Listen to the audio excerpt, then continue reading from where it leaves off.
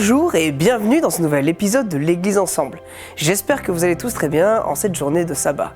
Aujourd'hui, on se retrouve avec le pasteur Élise Lazarus, qui va nous présenter une prédication qui a pour titre « On ne peut pas plaire à tout le monde ». Si vous avez des questions, je vous invite à les poser dans le chat, un pasteur y répondra. Je vous dis à tout à l'heure et bon visionnage.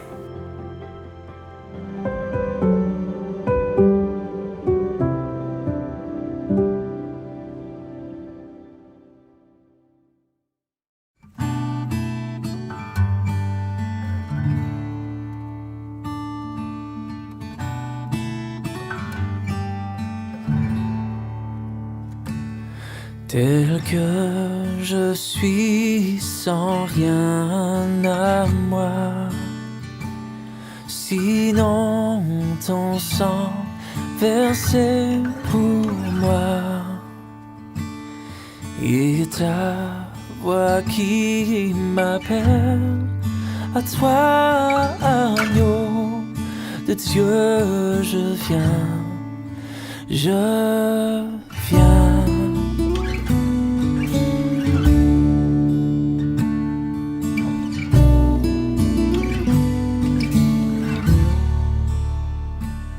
Tel que je suis bien vacillant, en proie au doute à chaque instant, lutte au-dehors, crainte au-dedans, agneau de Dieu, je viens.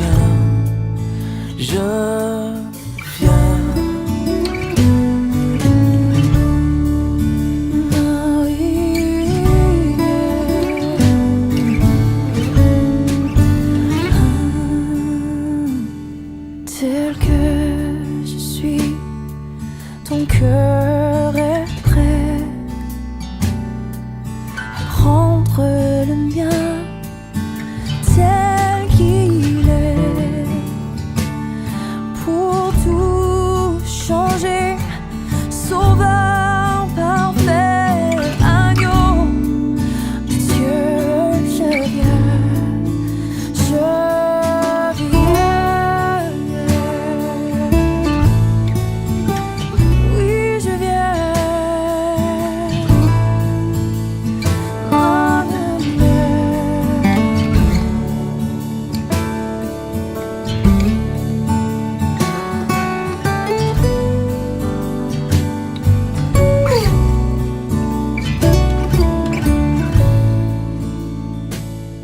Tel que je suis ton grand amour, à tout pardonner sans retour.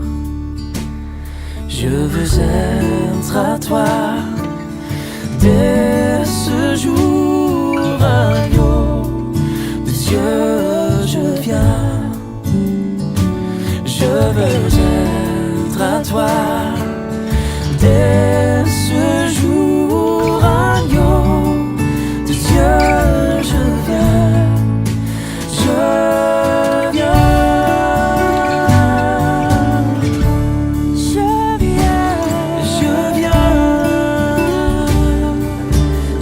À toi, Jésus.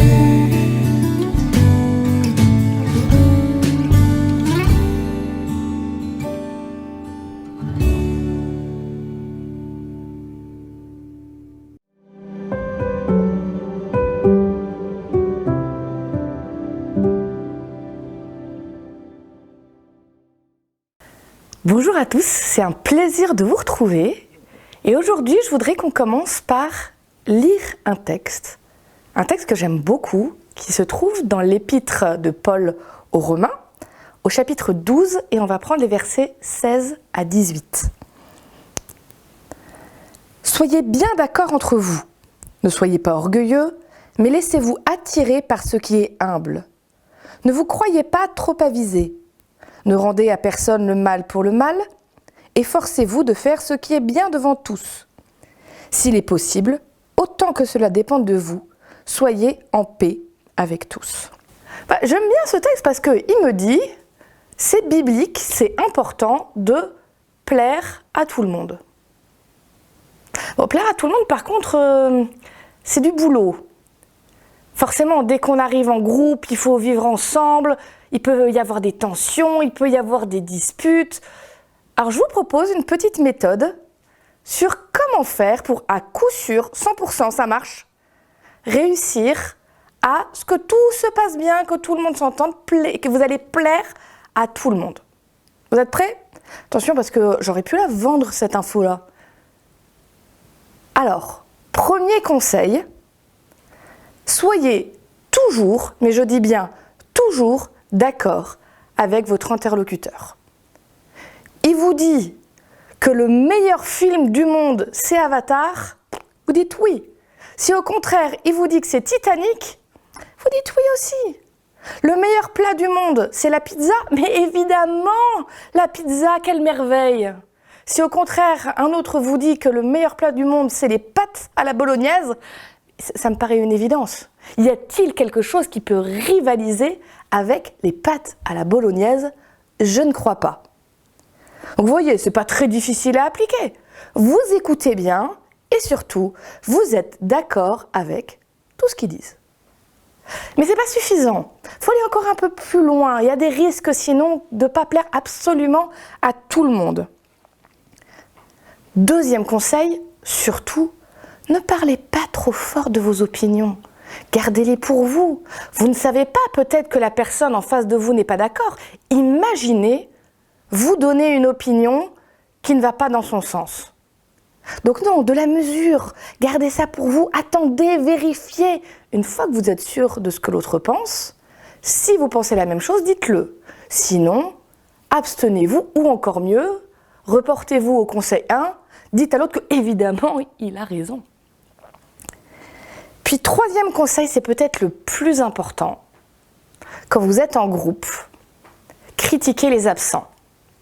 Ben oui, parce que pendant qu'on critique les absents, il y a une sorte de lien qui se fait, qui va nous lier ensemble. On est sur la même longueur d'onde. Surtout, la personne que vous critiquez, vous ne lui dites jamais en face. Là, devant elle, vous êtes très gentil, vous l'aimez, elle est parfaite. Choisissez toujours un absent et critiquez-le. Bon, j'espère qu'il y en a un certain nombre d'entre vous qui, au fur et à mesure que je parlais, ont commencé à hausser un sourcil derrière votre écran en disant « Mais qu'est-ce qu'elle raconte ?» Et que rapidement, vous avez compris que, évidemment, c'était pour pousser à l'extrême un raisonnement complètement idiot et déraisonnable. Pourtant, c'est souvent ce qui se passe sur cette terre. Une dose d'hypocrisie, une dose de passivité, tout le monde est content. T'as raison, j'ai raison, tout le monde a raison. Mais la vérité, c'est qu'on ne peut pas plaire à tout le monde. C'est pas tenable, c'est pas possible. En tout cas, pas en essayant de rester quelqu'un d'honnête, de droit, et qui respecte ses valeurs et qui les porte. Je reprends quelques exemples, un tout bête. Je vous ai dit, voilà, si quelqu'un vous dit que la pizza c'est le meilleur plat du monde, dites-lui oui. Si quelqu'un d'autre vous dit que c'est les spaghettis bolognaise, dites-lui oui. Si vous faites le caméléon comme ça, et que vous changez d'avis suivant les personnes qui sont en face de vous, ça peut passer un moment, mais imaginez si un jour, ces deux personnes à qui vous avez parlé se rencontrent et qu'il y en a un qui commence à dire « la pizza, c'est la meilleure chose » et l'autre lui dit « non, c'est les pâtes ». « Non, c'est la pizza. D'ailleurs, Élise, elle est d'accord avec moi. Elle a dit que c'était la pizza. » « Mais non, pas du tout. Élise, elle est d'accord avec moi. Elle a dit que c'était les pâtes. Élise, t'en penses quoi ?»« C'est-à-dire que... » Alors là, évidemment, l'exemple est un peu nul. Enfin, j'espère qu'on ne se bat pas pour de la pizza et des pâtes. Mais imaginez que ça concerne des choses beaucoup plus graves, beaucoup plus importantes, des choses qui ont un impact sur la vie ou sur notre vision du salut. Il y a une chanson, alors elle date maintenant, mais une chanson que j'aimais beaucoup, je crois que c'est Dutronc qui l'a chantée, elle s'appelait L'Opportuniste. Ça parlait de cette personne qui change d'avis tout le temps suivant face à qui il est. Et donc le refrain de cette chanson dit « Il y en a qui contestent, qui revendiquent et qui protestent. Moi, je ne fais qu'un seul geste, je retourne ma veste. Je retourne ma veste, toujours du bon côté. » Sauf qu'à la fin de cette chanson, il finit par dire que sa veste, elle a été tellement retournée qu'elle craque de tous les côtés et qu'à la prochaine révolution, il retourne son pantalon. Je l'aime bien parce que, de façon drôle, elle dit quelque chose de très important, de très vrai. Plus on retourne nos opinions, nos valeurs, plus elles craquent, plus elles se déforment, et un jour elles deviennent inutilisables, et on finit par se demander mais quel genre de personne on est, quel genre de croyances, de valeurs on a, et c'est comme si on s'était perdu.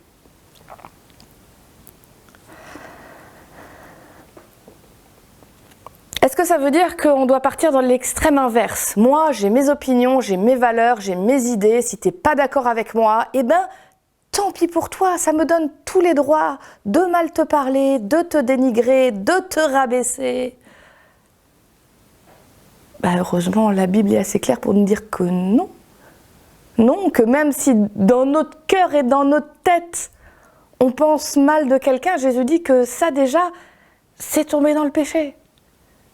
Donc non, Dieu ne nous dit pas que avoir même raison nous autorise à malmener les autres.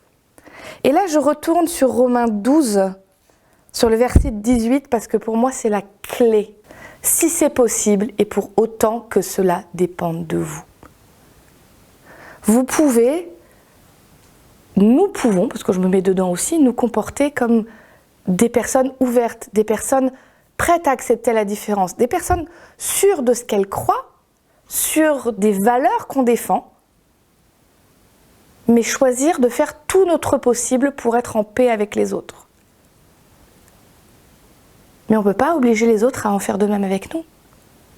Si mon voisin a décidé de me casser la tête avec la musique jusqu'à 2h du matin,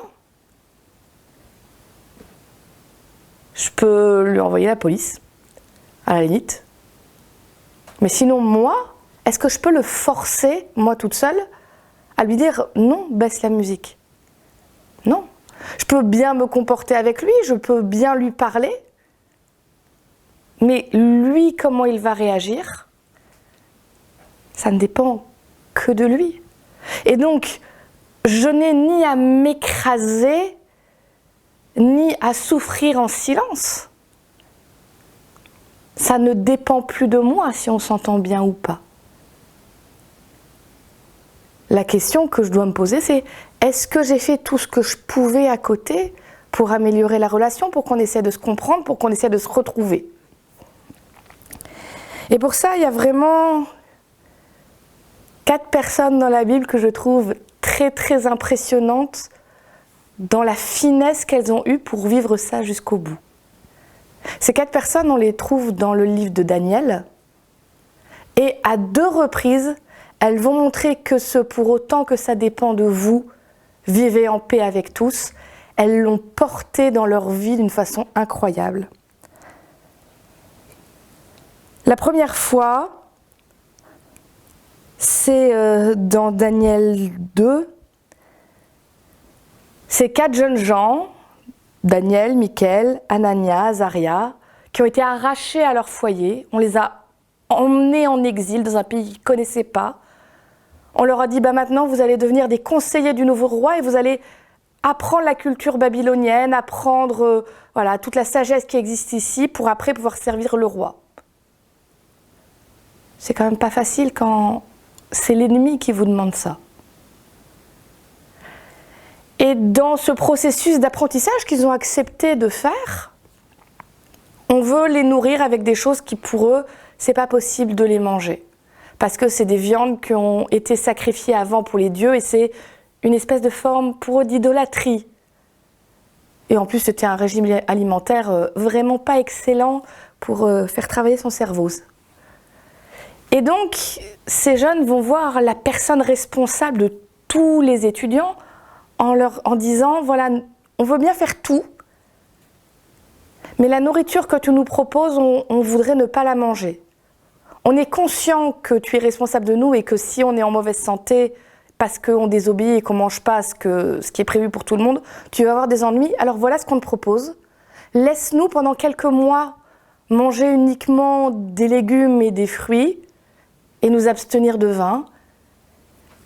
Reviens au bout de ces quelques mois, regarde, si on va moins bien que les autres, on acceptera ce que tu veux nous donner, sinon laisse-nous continuer à manger comme ça. Si vous ne connaissez pas l'histoire, je vous laisse deviner au bout de quelques mois qu'est-ce qui s'est passé. Et ben, ces 4 jeunes, ils étaient plus brillants que tous les autres. C'est pas tant est-ce que c'est miraculeux, est-ce que c'est parce que la façon de manger était meilleure, est-ce qu'ils avaient le talent inné déjà. C'est pas ça pour moi la question. La question, c'est que ces jeunes gens sont allés voir cette personne et ont fait un pas vers elle en disant on comprend ta situation, on sait que ça peut te mettre en danger, on ne veut pas te mettre dans une situation dangereuse pour toi, mais voilà notre limite. Et ils ont trouvé un compromis pour ne pas avoir à baisser leurs valeurs, mais aussi pour être dans la compréhension avec cet homme qui était en face d'eux. Mais ce que je trouve intéressant, c'est qu'au chapitre d'après, dans Daniel 3, on retrouve 3 de ces jeunes garçons qui, là, sont dans une situation où ils ne pourront pas faire de compromis. Parce que le roi que maintenant ils servent a décidé, alors pour plein de raisons que je n'évoquerai pas ici, mais de faire une grande statue en or de lui-même. Et il va demander que tout son peuple vienne et au son de la trompette, tout le monde doit se mettre à genoux et adorer cette statue. Et le truc, c'est que ceux qui ne le font pas, il y a un grand feu, un four chauffé à blanc qui a été préparé. Donc si on ne se met pas à genoux pour adorer cette statue, c'est quick. Et ces 3 jeunes ne vont pas se mettre à genoux pour adorer. Et là, très honnêtement, je pourrais me dire... ils auraient pu, allez, on se baisse, on fait style, on refait notre lacet à ce moment-là, juste histoire que notre tête ne dépasse pas. On se met à genoux, mais on prie dans notre cœur Dieu, parce que Dieu, il saura que c'est lui qu'on prie et pas la statue. Ou même de se dire, après tout, cette statue, moi je sais très bien que ce n'est pas une divinité, c'est juste un objet, donc c'est pas si grave, je fais comme si. Mais pour eux, dans ce pays étranger, on essayait de l'échanger, de les faire être comme les gens de Babylone.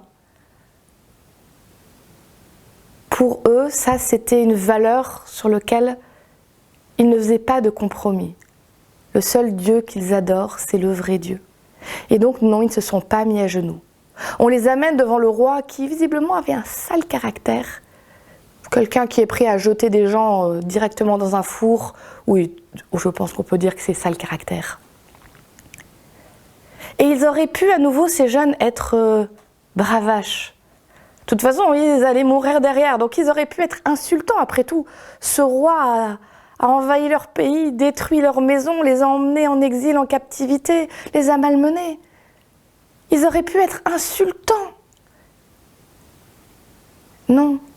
Ils vont parler avec un très grand respect à ce roi. Ils vont lui dire « Nous n'avons pas besoin de te répondre là-dessus.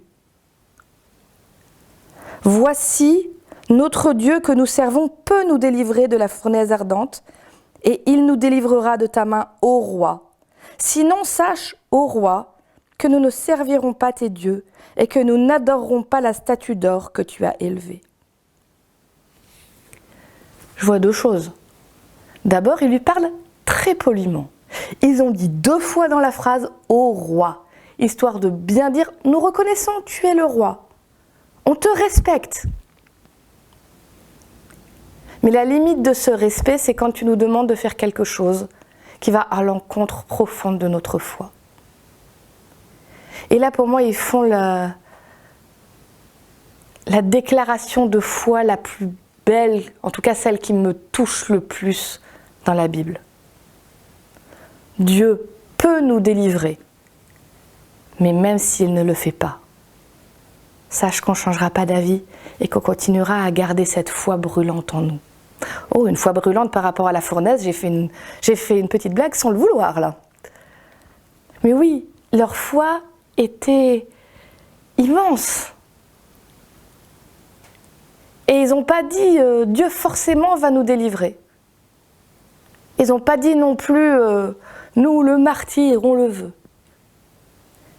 Ils ont dit on a confiance en Dieu, on sait qu'il est capable de nous délivrer.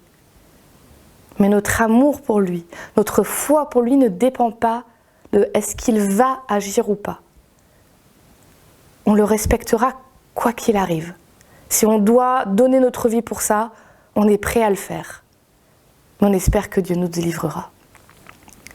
Qu'est-ce que j'ai envie de vivre selon ces mots? En tout cas, j'essaye de m'y rattacher dans les difficultés, dans les moments de doute, dans les moments où j'ai l'impression de vivre une injustice, de dire dans mon cœur, Dieu, je sais que tu peux me délivrer de ce qui se passe. Mais même si tu ne le fais pas, sache que je t'aime, que je te respecte, que je continuerai à t'adorer. Parce que tu es tellement grand, incroyable, merveilleux. Ma confiance ne dépend pas de cet événement-là maintenant. Ma confiance pour toi, elle est là pour toujours. Mais à nouveau, vous voyez que ces jeunes gens, ils sont allés jusque là où ils pouvaient aller. Ils sont restés respectueux. Mais dans le même temps, ils n'ont pas lâché un seul instant sur ce qui était fondamental pour eux. Autant que cela dépende de vous, soyez en paix avec tous les hommes. Même ceux qui ont un sale caractère, même ceux qu'on n'aime pas beaucoup, même ceux qui ont des valeurs totalement opposées aux nôtres. Alors non, on ne peut pas plaire à tout le monde, c'est mission impossible. Et si on essaye, ça nous rattrapera à un moment ou à un autre. Mais surtout, vouloir plaire à tout le monde, c'est se tromper de but. Là me revient en tête le texte de Paul dans Galates. Galates chapitre 1, le verset 10. « Et maintenant, vais-je essayer de persuader des humains ou bien Dieu ? Est-ce à des humains que je cherche à plaire ? Si je voulais encore plaire à des humains, je ne serais pas esclave du Christ. » Alors non, je ne crois pas que Paul il est en train de se contredire en disant une fois essayer d'être en paix avec tous et dans l'autre je ne m'en fiche de plaire aux humains, je veux juste plaire à Dieu. Je pense que Paul met une espèce de gradation. Avant toute chose, la personne à qui je rends des comptes, c'est Dieu. C'est lui le premier, mon premier interlocuteur. Et tant que les choses vont bien avec Dieu, alors oui, je peux essayer, autant que ça dépend de moi, d'être en paix, d'être une personne agréable, d'être quelqu'un de serviable envers tous ceux autour de moi. Parce que c'est aussi en étant cette personne pleine d'amour, de générosité, de compréhension, d'empathie, que je peux partager qui est Dieu et ce qu'il fait dans ma vie. Alors, je nous souhaite de plaire à Dieu avant tout, de connaître nos valeurs, de connaître nos croyances, de connaître ce qui est fondamental et important pour nous, ces choses sur lesquelles on ne peut pas transiger, et de les garder toujours près de notre cœur. Et une fois que ça c'est fait, qu'on puisse mettre notre énergie, notre cœur, notre amour, autant que ça dépend de nous, à être en paix avec tous les hommes, toutes les femmes, tous les humains qui sont sur cette terre. Amen. Merci à Élise Lazarus pour ce temps de partage. Comme vous le savez, vous pouvez donner vos offrandes en cliquant dans le lien qui se trouve en description. N'hésitez pas à vous abonner et à activer la cloche pour plus de vidéos. Je vous dis bon sabbat et à la semaine prochaine.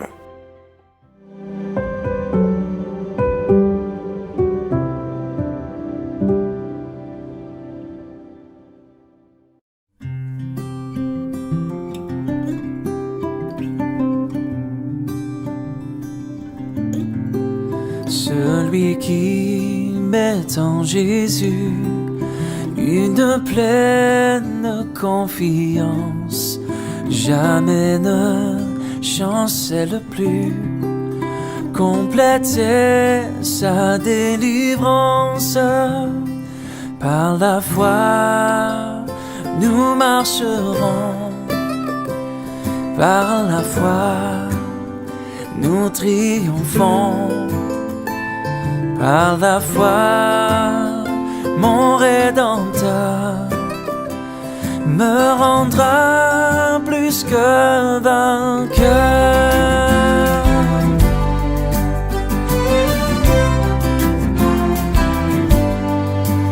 Dans les jours d'adversité, quand tu sens gronder l'orage, regarde en sécurité, attristé, reprends courage. Par la foi, nous marcherons, par la foi, nous triomphons. Par la foi, mon Rédempteur me rendra plus que vainqueur.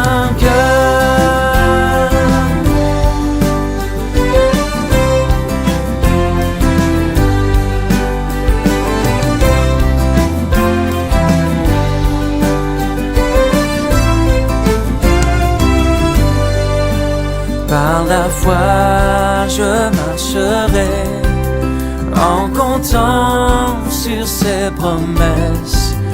Par lui, je triompherai en tout temps de mes détresses. Par la foi, nous marcherons. Par la foi, nous triomphons. Par la foi, mon Rédempteur me rendra plus que vainqueur. Par la foi, nous marcherons. Par la foi, oh, par la foi, mon Rédempteur me rendra plus que vainqueur.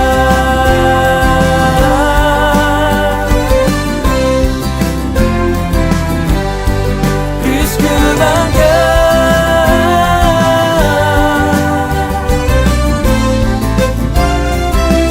Oh, par la foi,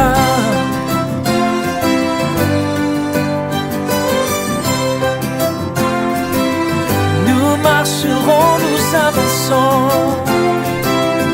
prends courage, par la foi, nous marcherons, par la foi, nous triomphons, par la foi.